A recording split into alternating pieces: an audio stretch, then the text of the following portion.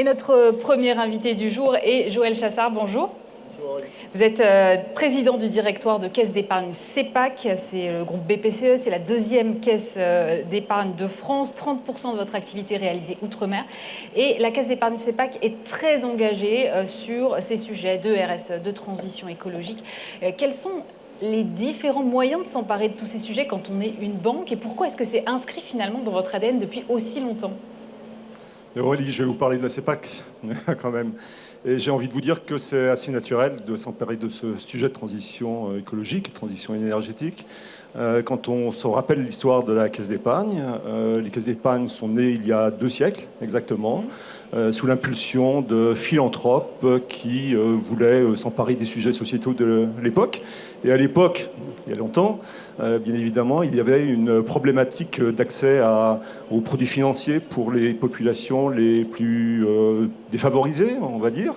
Et c'est ainsi qu'est né le fameux livret des caisses d'épargne. Alors depuis, bien sûr, le monde a bien changé, les caisses d'épargne aussi, nous sommes présents sur tous les marchés, mais vous voyez qu'elles sont nées vraiment de cette préoccupation sociétale. Alors juste, je ne veux pas être long sur le sujet, mais je voudrais donner un deuxième exemple qui vous touchera, je pense, en tant que femme, Ouais. puisque les caisses d'épargne aussi ont participé à l'évolution, d'émancipation des femmes sur le plan financier.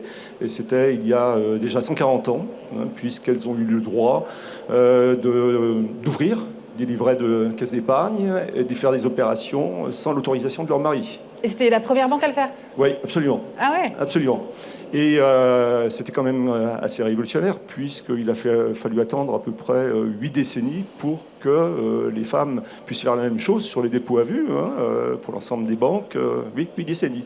Donc vous voyez, il y avait quand même cette longueur d'avance. Donc voilà, ces 2 exemples pour vous dire que ça semble effectivement naturel de s'emparer des sujets qui sont les sujets de préoccupation de plus en plus importants dans l'ensemble de la population. Et on voit bien que l'enjeu climatique est sans doute l'enjeu du XXIe siècle. Donc voilà, donc ça c'est le point important qui fait que tout naturellement, avec des équipes très spécialisées, nous nous sommes mis au travail pour devenir des spécialistes du financement de la transition énergétique. Et avec des beaux succès, puisque en tant que banque régionale, nous sommes quand même le 4e financeur national de la transition énergétique. Donc voilà, je crois qu'il convient de le souligner. Et puis peut-être, pour aller vite, 2 exemples actuels. J'ai vu qu'effectivement, on avait un client, Voltalia, qui va intervenir tout à l'heure. Et nous avons eu le plaisir de financer un projet en Guyane, un projet solaire chez eux, photovoltaïque.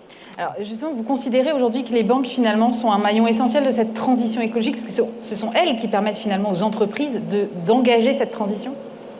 Oui, bon, vous l'aurez compris, c'est effectivement un moyen essentiel. Nous, on s'en est rendu compte tout à fait.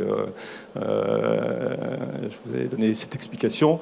Je voulais peut-être vous donner aussi un exemple de projet emblématique sur lequel nous travaillons.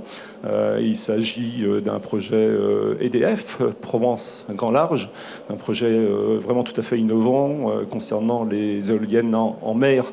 Et l'innovation, c'est que ce sont des éoliennes flottantes. Donc voilà un projet qui peut devenir une vitrine, à la fois bien sûr pour EDF et pour nos territoires, et peut-être être je dirais, inciter la création d'une nouvelle filière, je dirais, innovante. Voilà. Donc ça c'est important, donc voilà, les banques ont leur rôle à jouer, mais moi je suis assez optimiste sur l'évolution parce que c'est un sujet dont les banques centrales, et notamment la Banque Centrale Européenne, se saisit. Voilà, en tant que banque, on le voit bien, on doit répondre à des enquêtes, remonter un certain nombre de scénarios tests, de choses comme ça, donc ils sont en train de réfléchir, de voir aussi une harmonisation, parce que les différents pays ne parlent pas forcément tous le même langage en termes de mesure des risques, mais le sujet est devenu tellement important que ça légitime tout à fait l'action des banques centrales, parce que le risque climatique, qui est devenu un risque majeur, et les assureurs le savent bien, ils le mettent dans le top 3 des risques majeurs. Et bien ce risque climatique pèse bien sûr sur les actifs qui sont financés par les banques, mais il peut peser aussi sur la croissance, bien évidemment, en détruisant certains outils de production, mais aussi il y a un risque de regain d'inflation, notamment au niveau des matières premières. Donc il y a un risque de stagflation qu'on voit apparaître qui est pas négligeable, en tout cas aux yeux des banquiers centraux, et ça légitime tout à fait leur action. Et je pense que, pour faire bref, sans rentrer dans la technique, la voie de l'avenir, pour quelques années, mais je pense que ça peut aller assez vite, conduira tout simplement à faire en sorte que les entreprises, les brunes, on va dire, qui ne font pas d'efforts vers le verdissement, auront un accès au financement bancaire beaucoup plus restrictif, beaucoup plus difficile, voire asséché. Justement, avec la crise, vous avez été évidemment beaucoup sollicité pour accompagner les entreprises, notamment via les PGE. Mais les entreprises qui étaient en difficulté, est-ce qu'au regard de ces difficultés, elles ont laissé tomber un petit peu leurs projets de transition ou au contraire, est-ce qu'elles les ont accélérés? Alors, bien sûr, nous avons distribué à CEPAC plus d'1 milliard, donc une activité intense. Et j'en profite aussi pour dire vraiment que l'État a joué son rôle, fait son job, et les banquiers aussi. Non, par rapport à la question, il est clair qu'au contraire, moi je pense qu'il y a eu un révélateur, même lié à la crise Covid. On voit bien que le monde du travail de demain, c'est pas le monde du travail d'hier. Bien sûr, il y a eu déjà des transformations, des accélérations dans le digital, mais bien sûr le travail à distance, le télétravail, sur lequel il faut bien sûr encore réfléchir. Mais on voit aussi ces jeunes générations là qu'on embauche. Une des premières questions, c'est est-ce qu'il y a des accords de télétravail. Donc les entreprises vont être obligées de se transformer, donc autant le faire en respectant à l'avance les critères, je dirais, environnementaux et sociétaux. Donc voilà, je pense que c'est vraiment un mouvement maintenant qui a démarré, d'autant plus que la prise de conscience de la population a évolué, de l'ensemble de la population.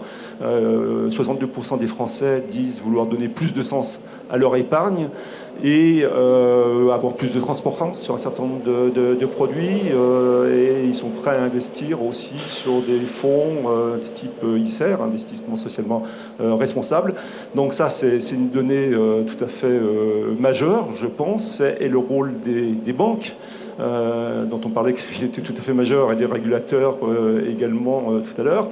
Ça sera sans doute je dirais de simplifier l'offre, de la standardiser, de façon à faciliter la communication vis-à-vis des investisseurs qui, on doit le dire, n'est pas forcément très simple ni très transparente aujourd'hui. Donc voilà, il y a plein de pistes à creuser pour pouvoir avancer sur ces sujets. Et je vous libère, Joël Chassard, parce que je crois que vous êtes attendu juste à côté, c'est ça? Oui, absolument. Oui, on est attendu du côté de l'USN. Voilà. Merci beaucoup d'avoir été notre invité, Joël Chassard, président du directoire de Caisse d'épargne CEPAC.